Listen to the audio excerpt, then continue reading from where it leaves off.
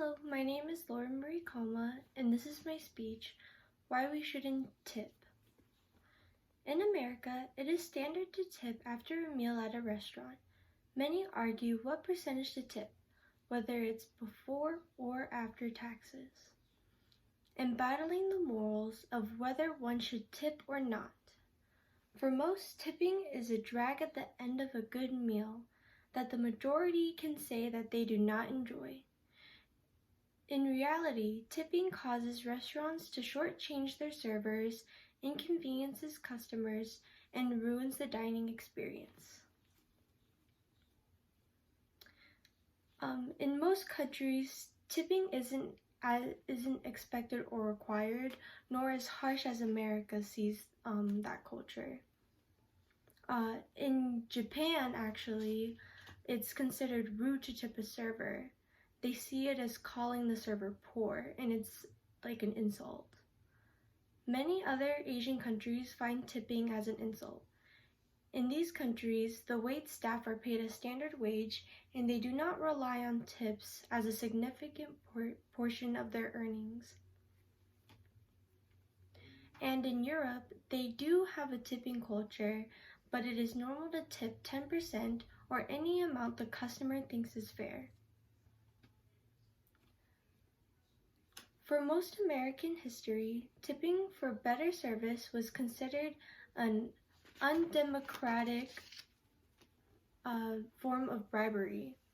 But during the Prohibition, when alcohol was banned, restaurants tanked in profit, causing restaurant owners to encourage their servers to take the bribery so they could pay their employees less. A century later, restaurants are still paying their employees less than minimum wage, as low as $2 in change per hour.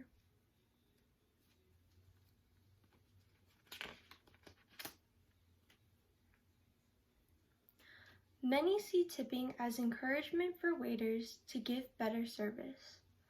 Research shows that only 2% of the difference between tips are left by different parties can be explained by the quality of service. No matter how good of a server they are, they'll be tipped about the same. And the worst part of tipping that impacts the waiters is that it results in discriminatory pay.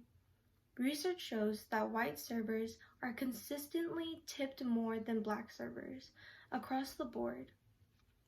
Discriminatory pay is illegal, further proving that tipping isn't good for anybody except for the restaurant owners who cut corners to pay their employees.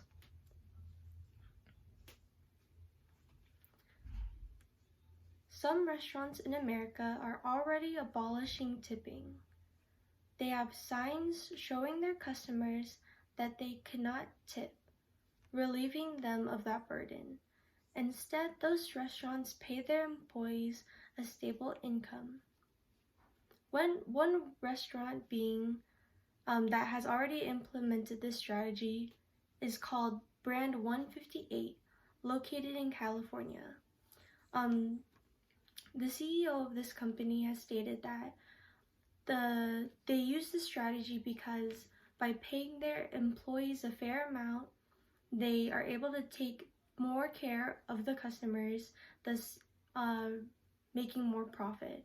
And to him, that is good business. Unfortunately, not many restaurants have implemented this strategy yet, and many of us are forced today to continue tipping, although it does not benefit anyone except for the restaurant owners.